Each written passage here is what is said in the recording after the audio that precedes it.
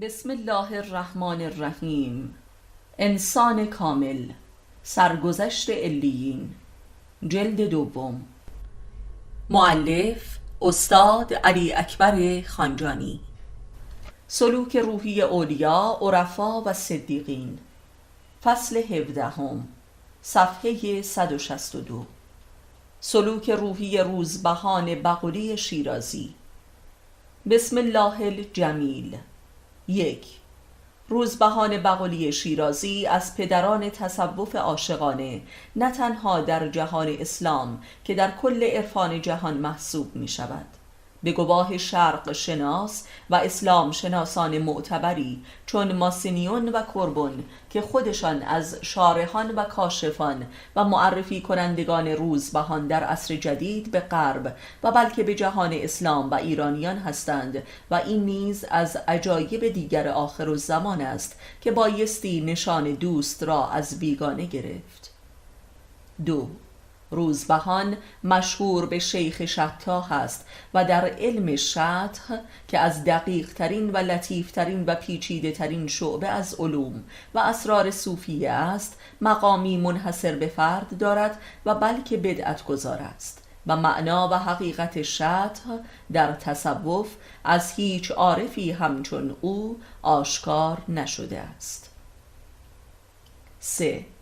او شطح را که سخنان کفرگونه صوفیان تلقی شده است به توحیدی ترین و قرآنی ترین روشی تفسیر و تعبیر نمود و حقانیت تصوف حق را در اعماق بطن هفتم قرآن آشکار ساخت و در این امر هیچ کس به مقام او نرسیده است.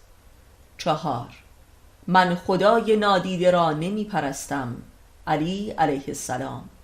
منم آن کس که زمین و آسمان ها را آفریده و خلایق را رزق بخشیده و بهشت و دوزخ را تقسیم کرده ام و دست در دوزخ می کنم و هر که را که بخواهم بیرون می آورم و در جنت می نهم. علی علیه السلام. اگر همه پرده ها به کنار روند، بر یقین من اندکی افزوده نمی شود.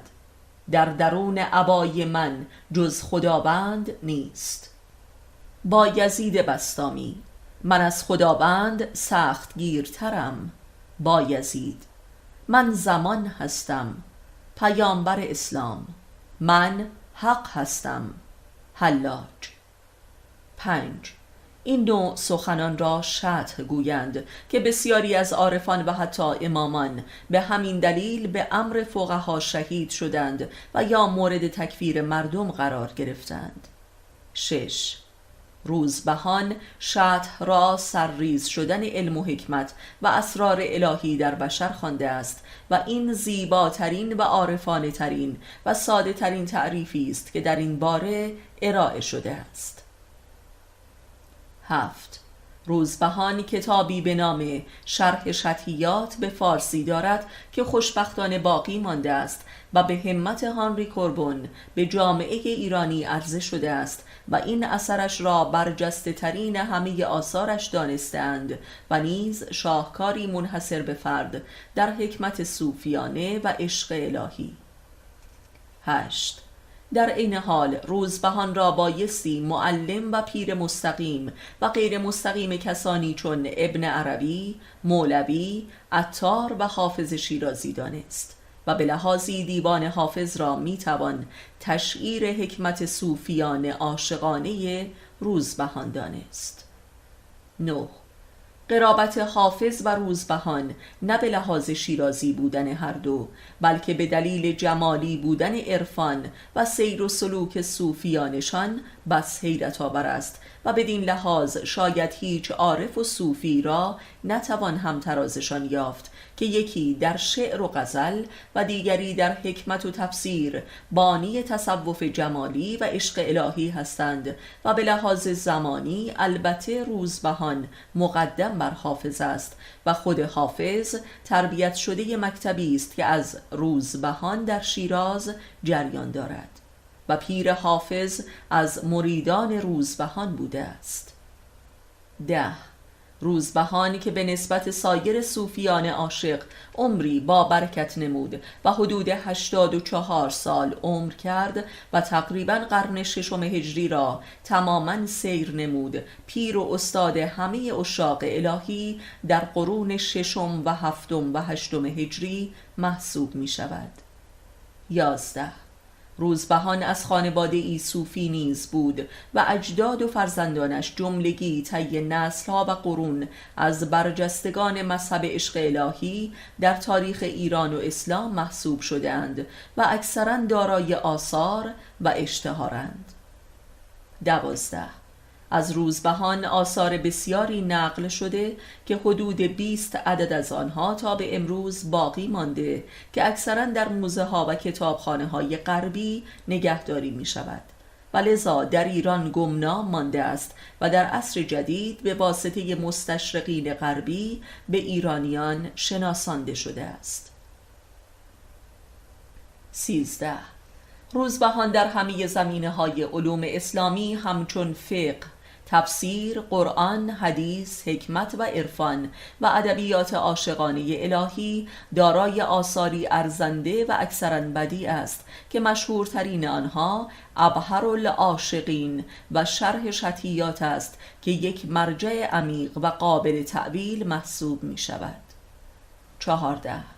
روزبهان بنا به اعترافات خودش در زندگی نامه‌ای که به قلم خودش می باشد به نام کشف الاسرار می گوید که از نوجوانی دارای مکاشفات غیبی و ماورای طبیعی بوده است و همه مفاهیم را به طور جمالی مشاهده می کرده است و همین امر اساس مذهب جمالی در تصوف اسلامی است و این جانب در میان همه عرفا و متصوفه کسی را به لحاظ تجربیات و مشاهدات همچون روزبهان با خودم همزاد و همزاد نیافتم و عجبا که چه دیر با او آشنا می شوم، آن هم به همت بزرگ مردی چون هانری کوربون که به گردن اسلام و تشیع و ایران حقی عظیم دارد، حقی که به راستی موجب سرفکندگی ماست در محضر حضرت حق.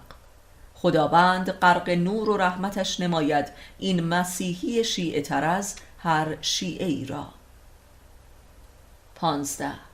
روزبهان را بایستی معلم عشق الهی در عرصه عشق جمالی در جهان تصوف دانست که عشق را، آن هم عشق جمالی را، با حکمت قرآنی تعلیم داده است و از این بابت کسی همتای او شناخته نشده است الا ابن عربی.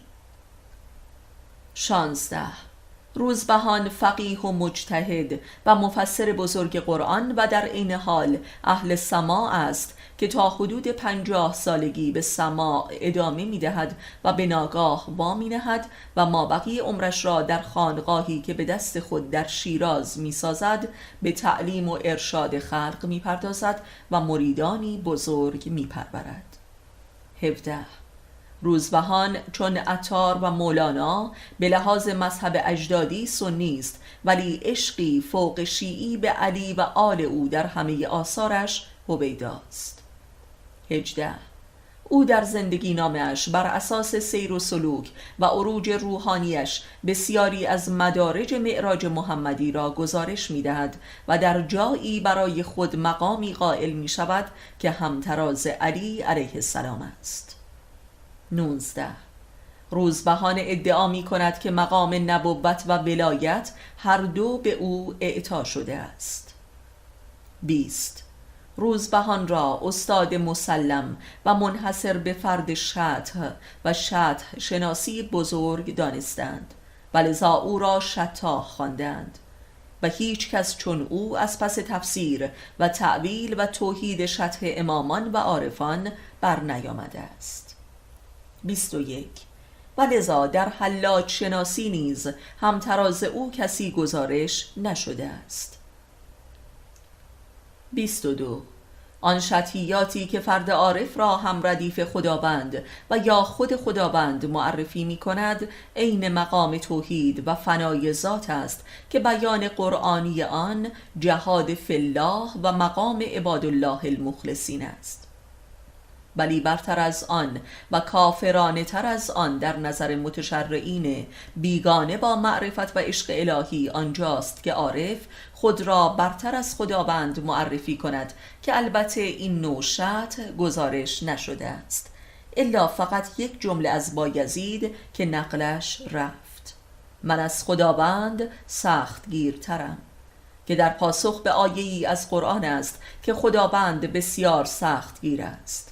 ولی در صفات و مقامات دیگر گزارش مشابهی نشده است و غایت کفر شطح همان دعوی خدایی کردن است. 23.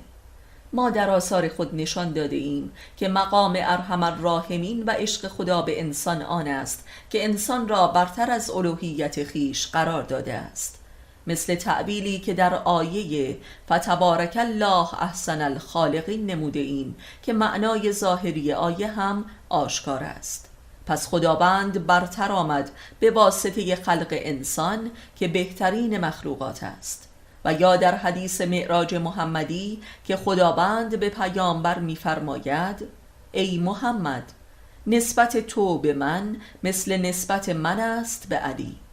یعنی خداوند خود را مرید علی نامیده است و اصلا عشق خداوند معنایی جز این ندارد، زیرا عشق یعنی از خود گذشتن و معشوق را برتر از خود نهادن و خود را در معشوق فنا کردن. 24. بدین ترتیب با توجه به درک معانی عشق الهی همه شطحیات صوفیانه و امامان کاملا توحیدی و الهی و برحق و موافق اراده خداوند است، زیرا انسان در نزد خداوند برتر از خود اوست به اراده و عشق او. پس دعوی خدایی مقامی حتی کمتر از عشق است و مقام خلافت است. البته این بدان معنا نیست که هر کسی که چنین ادعاهایی نماید بر حق است.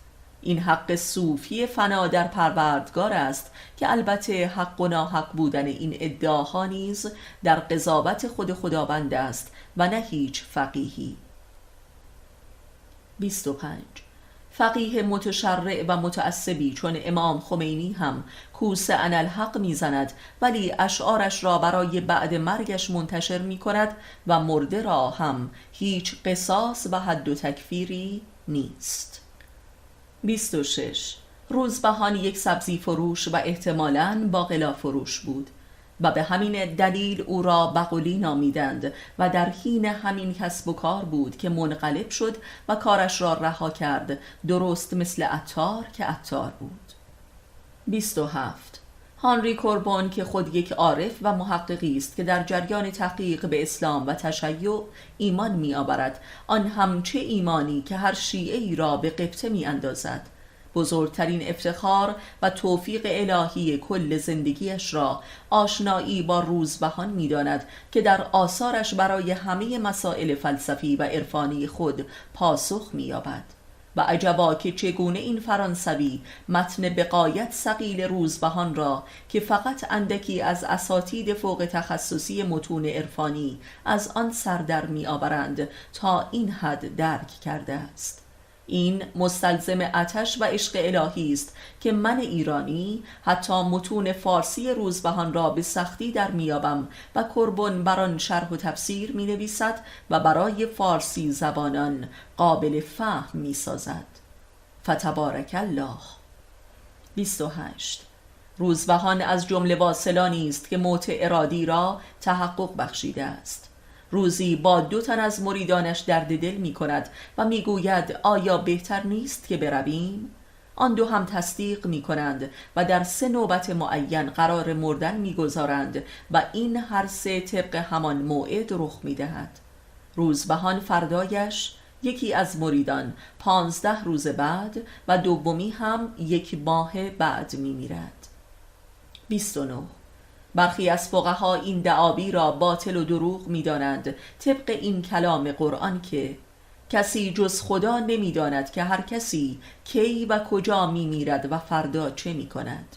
ولی این فقها ارتباط آیات قرآن را همواره فراموش می کنند که خداوند در جای دیگری می فرماید که جز خداوند کسی غیب نمی داند الا کسانی که خدا بخواهد. پس می شود که کسی غیب هم بداند هرگاه که خدا اراده کند. روزبهان به لحاظ شخصیت از جمله انگشت شمارانی در تاریخ است که به راستی مظهری از انسان کامل است در علم و دین و تقوا و عرفان و شریعت و حقیقت. 31. دیگر از وجوه مشترک بنده با روزبهان دیدار مکرر با خضر است و مریدی خضر را نمودن در مرحله ای از سلوک عرفانی. 32. و نیز این که همه موجودات طبیعت را در صور انسانی دیدار می کرده است، همانطور که بنده هم در زندگی نامه ام گزارش مختصر دادم. و اینک این اواخر که مشغول ترجمه قرآن هستم خود جناب قرآن را در جمال انسانی دیدار می کنم، آن هم بلا وقفه در صورت بانویی کامل به سن 40 از نژاد سامی، همچون مردمان شمال آفریقا مثل حبشه. 33. یکی از دوستان روحانیم در نزدم درد دلی می کرد که فلانی، من همواره احساس پیامبری و رسالت دارم و احساس می کنم که باید مردم را نجات دهم. این آیا خلاف عقل و دین و ختم نبوت نیست؟ به او گفتم این عین مسلمانی و ایمان و شیعه‌گری است و غیر از این خلاف است و خیالش راحت شد. 34. روزبهان هم از همان آغاز نوجوانی چون این احساسی داشته است که او را دچار تناقضات اعتقادی می نمود و تا سالها با آن دست و پنجه نرم می کرده است. بنده نیز همواره شدیداً دچار این احساس بودم که باید مردم را نجات دهم و همین احساس گوهری حرکت و سلوک عرفانی و رشد دینی در من بوده است. این گوهره هر ایمانی در هر مذهبی است، زیرا ایمان موجب محبت به خلق و لذا احساس مسئولیت و همدردی با مردمان می شود و این یکی از علائم ایمان است که بسیار هم کمیاب است. 35.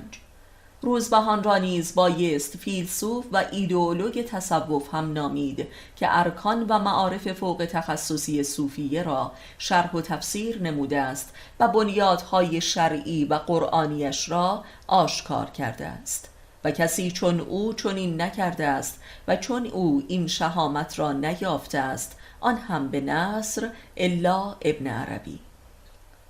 36. ابن عربی یعنی فیلسوف بانی وحدت وجود آشکارا دین خود به روزبهان را اعتراف می کند و او را پیر اول خود می نامد، آن هم در دوره کوتاهی که روزبهان در مکه اقامت داشته است. 37. روزبهان راهی سفر حج می شود و در حین طواف به ناگاه زنی را می بیند و عاشق می شود و در مکه زمینگیر می شود و این عشق اساس پیدایش حق الیقین در اوست و عجبا که در کنار خانه خدا هم جمال حق را در صورت انسان می‌یابد و آن زن که خود زنی مخلصه است به جای آنکه همسر او شود مریدش می شود و این وصال روحانی می گردد، درست مثل ابن عربی در مکه. 38. بزرگترین و محوری ترین ویژگی سیر و سلوک عرفانی در قلمرو تصوف و مقام صوفی همانا جمالی دیدن کمالات است و این البته آستانه لقاء الله است و یک پله مانده به خدا. 39. انسانی دیدن صفات و کمالات خداوند به معنای عرفات دیدار و عرصه لقاء الله است، چرا که خداوند انسان را قلمرو به ظهور و بروز خود ساخته و کل جهان هستی را در خدمت این ظهور قرار داده است. 40. دیگر از سنخیت‌های من و روزبهان کشف اسرار در شرح و نگارش احوال شخصی و خاص دوران کودکی و نوجوانی است که همان معرفت نفس می باشد در پرتو قلم. بنده طی همین روزها برای اولین بار با روزبهان از طریق آثارش آشنا شدم و دیدم که تا چه حدی زندگی و احوالات شخصی و عرفانی مشابهی داریم، گویی به ناگاه یک دوست و رفیق و همزاد یافتم. 41. چند جلد از برجسته ترین آثار روزبهان به زندگی نامه او به قلم خودش اختصاص دارد و این ماجراهای زندگی شخصی در همه آثارش حضور دارد و نقش هادی را ایفا می کند، درست مثل آثار خود بنده. و این البته از ویژگی سالکانی است که بی پیر و استاد بودند. هرچند روزبهان استادان بزرگی داشته است ولی پیر طریقت نداشته است. 42. روزبهان هم خود یک سالک خضروی یعنی بی پیر است و هم گزارشگر همه مراتب سیر و سلوک خیش است و لذا هم فیلسوف است، هم عارف و هم صوفی، و این نیز بسیار کم نصیب فرد واحدی شده است. 43. آنان که شرح احوال و ماجراهای سیر و سلوک عرفانی خود را می نویسند و در اختیار دیگران قرار می دهند، یکی از بزرگترین خدمات معنوی را به بشریت ارزانی داشتند، زیرا موثق‌ترین گزارشات و معارف را عرضه می کنند که دارای حداقل اشتباهات و سوء تفاهمات و تحریف است که نیازی به تفسیر ندارد. 44. تصور کنید که اگر مثلا کسانی چون مولوی و حافظ به قلم خود زندگی نامه عرفانی خود را می نوشتند، چه خدمت پیامبرانه ای نموده بودند. افسوس. و برتر از این، اگر پیامبران و امامان چنین می کردند چه می شد؟ به راستی چرا چنین نکردند و اجازه دادند که این همه تحریف و تخدیر و مسخ و دروغ و جهل و جنون درباره آنان پدید آید و این همه گمراهی و تباهی؟ به راستی چرا؟ 45. به نظر بنده بزرگترین خدمتی که هر انسانی در هر مرتبه ای از معنویت میتواند به بشریت نماید این است که صادقانه باطن زندگیش را بنویسد و از خود به جا بگذارد. با این کار بزرگترین خدمت را به خودش هم می کند، زیرا در حین نوشتن دچار انقلابی عظیم در روح و زندگیش می گردد. 46. کشف جمال در رؤیت شبانه بزرگترین واقعه در حیات عرفانی است، آنگونه که حافظ گزارش می‌دهد، و این البته در قلمرو به تفرید و تجرید و غایت تنهایی عارف در دنیاست و به لحاظی اجری الهی برای بشر در زندان خاک است. 47. این رؤیت جمالی از پروردگار در صورت انسانی خط سرخ عرفان و تصوف است که بانی کل میراث معنوی مردان خدا در جهان می باشد که جاودانه است. جاودانگی بابا طاهرها و حافظها و گوته ها و تاگورها از اینجاست. این همان باعث عقل سرخ و عشق الهی است که حلاج ها را با شوق و رقص بالای دار می فرستد. 48. روزبهان از نخستین و شاید نخستین کسی باشد که نشان داد که تصوف استمرار امامت در تاریخ است که دوران غیبت را جبران می کند و بنیاد قیامتهای دوران هاست، و ابن عربی وارث بلافصل روزبهان در این امر است و بعد از او مولانا و حافظ و عطار. 49.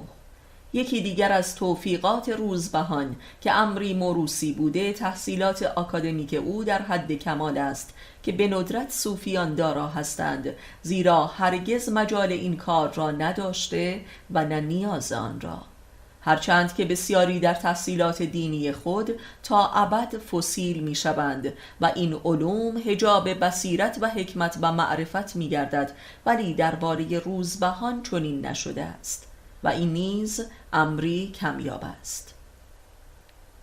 50.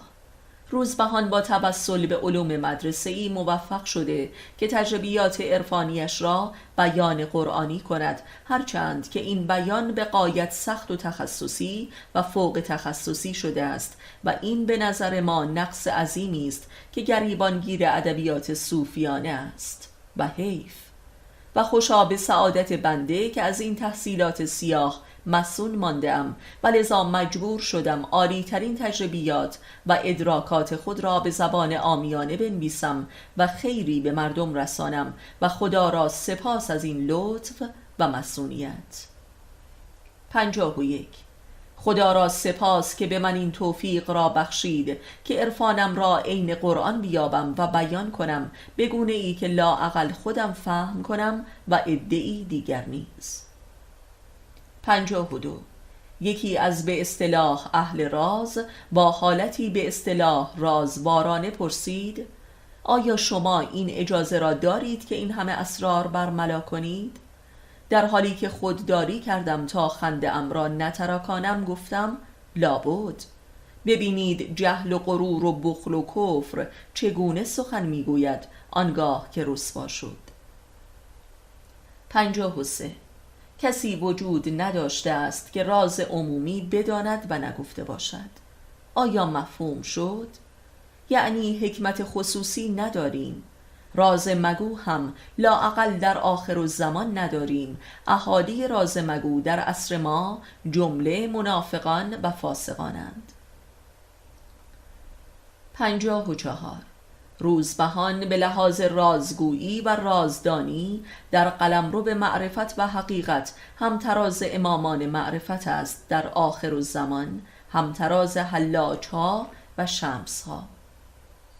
55. روزبهان به لحاظ معنا و محتوا از زندگی خود به سان کودکان ساده و بی تکلف سخن میگوید، ولی حجاب علوم مدرسه‌ای این بیان امی و کودکانه اش را بس ثقیل و سیاه نموده است. فقط در چنین مواقعی میتوان سخن صوفی کامل و مطلق یعنی محمد مصطفی را درک کرد که به راستی که علم حجاب اکبر است. 56. وقتی قرار باشد حتی علوم دینی و قرآنی هم حجاب باشد، وای بر علوم دنیوی و مادی که بشر مدرن را تا ذاتش سیاه کرده و از خود گم ساخته است و در حجابی به ضخامت کائنات در خود پیچیده است. 57. پاک است خدایی که دیدنش بر وجود واجب است. مشابه این سخن روزبهان را هرگز در هیچ کتابی و زبانی نشنیده بودم الا از خودم و آثار خودم و با خواندنش گفتم: مرحبا رفیق، فتبارک الله. 58. به راستی کسی که درد نادیده بودن خدا را ندارد آیا اصلا درد را می شناسد؟ و اصلا چیزی را می شناسد؟ و اصلا می داند شناختن یعنی چه؟ و اصلا مشکلی به نام شناختن را می شناسد؟ روزبهان ما را با این درد آشنا می سازد و او خود فیلسوف این درد است. 59. سالهای آخر عمرش را دچار نوعی فلج می شود و هیچ حکیم و دارویی را نمی پذیرد که چرا باید بال پرواز را نخواهم و پای خروار را بخواهم. 60. برای یک صوفی که از آغاز جوانی چشم به جمال حق گشوده است 80 و اندی عمر بس کمر شکن است. تصورش هم کشنده است. 61. روزبهان از جمله نخستین و شاید هم نخستین صوفی است که به دفاع قرآنی از تصوف برخاسته و لذا تصوف را در قلمرو به حکمت الهی و معارف قرآنی تثبیت نموده است و ابن عربی بر پایه‌ای که روزبهان نهاد دستگاه فلسفی عرفانی خود را بنا نهاد. 62. گویی روزبهان حلاج گونه است که گامی فراتر نهاده و خود را به زنجیرهای بلا فکنده و تازیانه ها بر خود نواخته و مافات لقای یار را به نیکی در این زندان پرداخته است. او حلاجی کاملتر است و بیهوده نیست که او را سید اقطاب لقب دادند. 63. روزبهان در مقدمه و سرآغاز کتاب گران قدرش یعنی شرح شطیات مرثیه‌ای بلند در رسای سوخته شدگان و تکه پاره شدگان وادی عشق الهی سراییده و در این حال مردم و فقها را هم به جهلشان بخشیده است و همه چیز را به خدایش فرافکنی نموده که همه در راه او و سوی او فانی هستیم و چه نیکوست فنا شدن با صبر و ادب و بلکه شکر و تعظیم. 64. روزبهان برخلاف برخی منسوبان به متصوفه هرگز پرده درایی و بیادبی نمی کند و شأن شریعت را تا به آخر محفوظ می دارد و شاید به همین دلیل است که آزاری چندان از جانب خلق و متشرعین نصیبش نمی شود. 65. از جمله صوفیانی است که پس از پرواز سوی ملکوت و دیدار با حق به سوی مردم باز می آید و حدود 50 سال به ارشاد خلق می پردازد و این مقام محمدی است بعد معراج که کاری نیست که هر کسی تا به تحملش را داشته باشد. 66.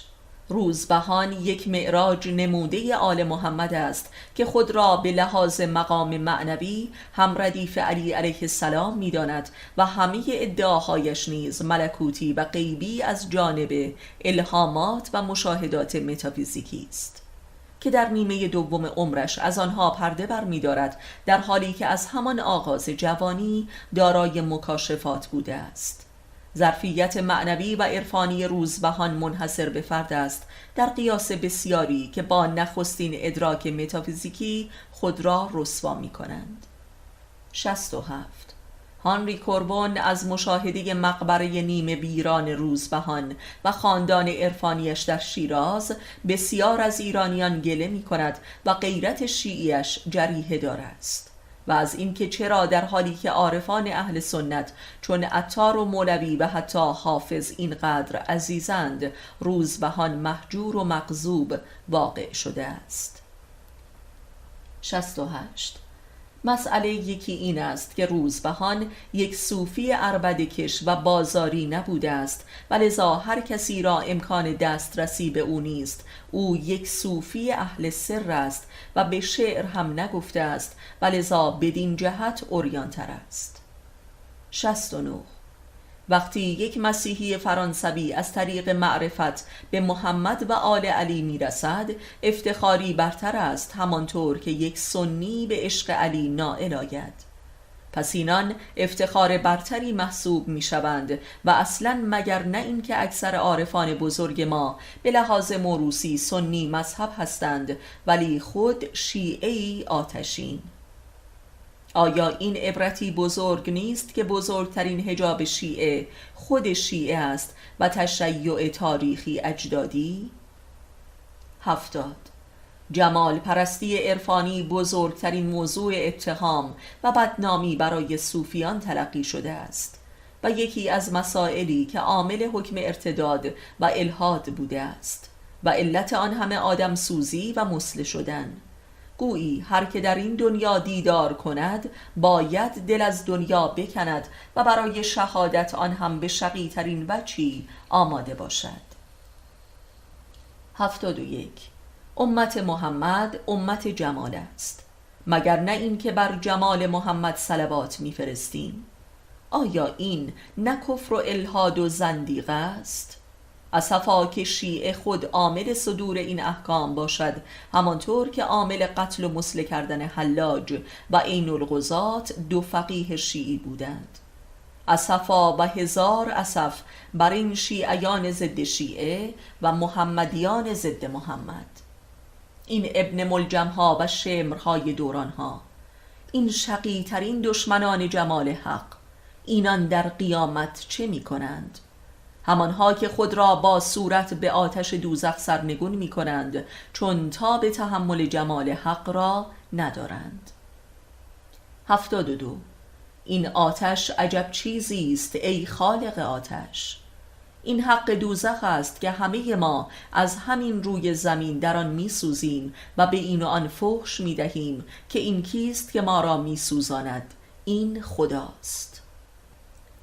73. شرح شطحیات روزبهان یک مصیبت نامه نیز هست و میگوید آن همه عاشقان جمال حق که بکشتید منم و بیایید مرا هم بکشید، پس کجایید ای اشقیا؟ 74.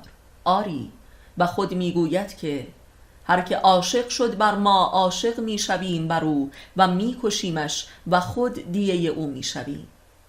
این نیز یک شطح است که شطح خود خداست و همه عاشقان رویش را تهدید به قتل می کند تا بروند آنها که تردیدی دارند و به اندازه کافی عاشق نیستند. 75. آنکه عاشق است و جمال دیده چرا آغوش گرم او را پذیرا نباشد؟ دوزخ آن آغوش است در همین دنیا، ولی اندر آن آغوش دیگر است چون ابراهیم در آتش. 76. ولی آنکه به امید آتش ابراهیمی که گلستان شود بر آتش می شود عاشق نیست، فاسق است و در آخرین لحظه امضا و توبه می کند و می رود به گلستان فسق. 77.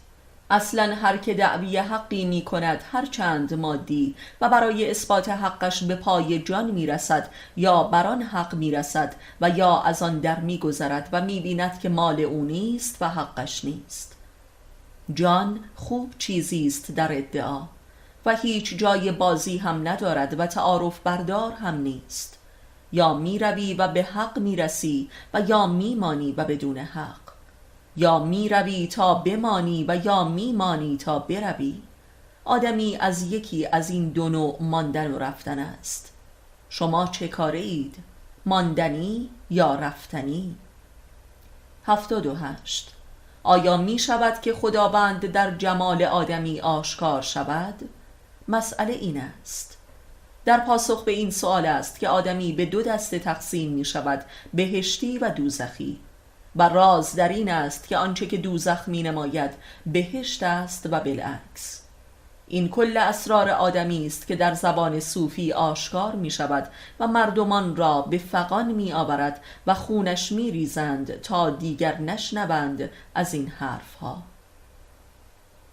79. گمان می کردم من نخستین کسی هستم که پیامبر و امامان را جمله نخستین و کاملترین صوفیان نامیدم، ولی دیدم که روزبهان قبل از من چنین کرده است، هرچند که نه به عیان و مستقیم، ولی عاقلان دانند. 80. شاید این واژه صوفی است که چون در قرآن و احادیث وجود ندارد اینقدر موجب طغیان شده است.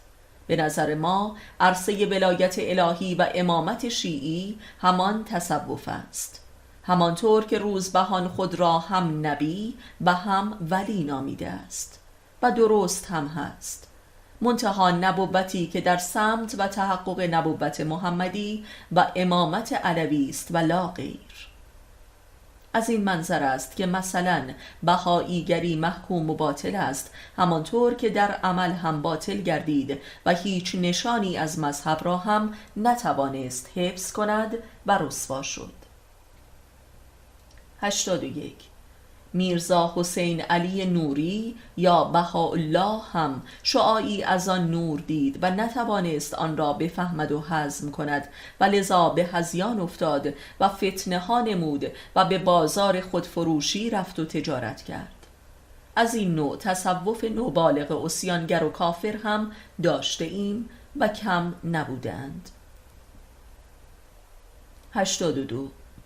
ولی روزبهان همه مراتب طریقت را تا حقیقت طی نمود و آنگاه بر شریعت بازگشت و در آن استقرار جاودان یافت. این است صوفی کامل. 83. شریعت حد خداست و هر که این حد زیر پا نهد فاسق است، بر خود شکسته است. این را همه عارفان می دانند که جای شوخی نیست. 84. خروج از شریعت در آخر الزمان آنگونه که علی علیه السلام میگوید به معنای زیر پا نهادن شریعت نیست، بلکه خروج از ظاهر آن و تحقق آن در ذات و خود اسوه کامل شرع شدن، مثل خروج جنین از رحم مادر، گسستن از تاریخ و پیوستن به الساعه. این است تصوف. 85. تصوف عالی ترین حد علم نیز هست، علم آخر الزمان و قیامت، و این است که امروزه کل جهانیان به تازگی احساس و رویکرد جدیدی به تصوف نشان می‌دهند، هرچند که بس کور و غریزی است، ولی امید بزرگی است و سرآغاز پیروزی تصوف در تاریخ است که کسانی چون کربن از شهسواران این مرحله از تاریخ محسوب می‌شوند که دارای رسالتی جهانی شدند. 86. صوفیان کاملان علم و دین و نگاهند و امروز آن هنگامی است که قدرشان آشکار شود. اینان به مثابه چشم و گوش و هوش بیدار بشریت در عرصه ظلمت و مرگ و نیستی تاریخ بودند. آنگاه که هیچ کس نمی شنید و نمی دید و نمی فهمید، آنها می شنیدند و می دیدند و می فهمیدند. اینان شفیعان عرصه صم بکم عمی ولا یرجعون هستند. 87. اینان سالکان و رهروان یوم الدین و روز تابان هستند. اینان در شبروی ها موفق به دیدار با نور حق شدند و آن نور را با خون خود به بشریت هدیه نمودند.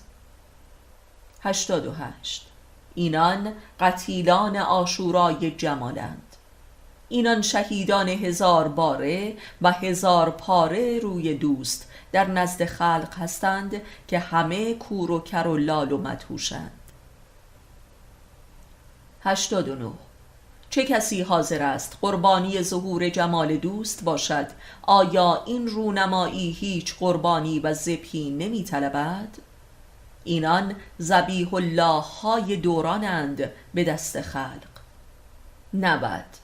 مسیح بر صلیب در حالی که بدن پاره پاره اش را هم می شکافتند می گفت: خدایا اینان را ببخش، اینها نمی بینند و نمی دانند که چه می کنند. این سخن همه صوفیان در قتلگاه است. 91. روزبهان به مثابه پدر بزرگ متصوفه است. او عزادار همه شهیدان جمال است. او از جمله انگشت شماران صوفیانی است که دوره بازنشستگی هم داشته است. این دوره برای کسی که جمال دیده سراسر عزاست، کسی که خود به عزای خود نشسته است و بر حال خود مرثیه می سراید. آثار اواخر عمرش تماما مرثیه اند. کسی که نامزدیش را سپری کرده و به ناگاه پشت درب حجله وصال از خواب بیدار شده است و یا به خواب رفته است. در اینجا واژه ها معذورند. به قول روزبهان این راه را به پای اهلش یافتند. 92. هر صوفی یک پرده از جمال یار برگرفته و خود جمال همان پرده است که برگرفته است و روزبهان یک پرده مانده به آخر است. ولی محمد صلی الله بی حجاب و بی نقاب است و لذا همه در قبال او کورند. علی نزدیکترین حد به خداست و لذا جز با او نمیتوان جمال دید. و این است که حتی مسیحیان هم در این راه به علی شناسی میرسند تا چه رسد به سنیان. و تصوف اسلام فرازمانی و فوق تاریخی است. اسلام قلبی است.